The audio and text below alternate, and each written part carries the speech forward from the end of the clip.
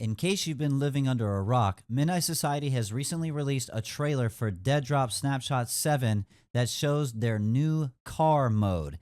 It seems to be a Death Race meets Twisted Metal kind of mode that exists and happens before you launch into a regular match. It features drifting, leaning out of the car to shoot at other vehicles, ramps, and much more. And then at the end, it even shows them pulling up to what looks to be the cold storage Sector 3. Snapshot 7 of Dead Drop drops on October 20th with a live event in Vegas, which yours truly will be attending. Stay tuned to the channel for more updates.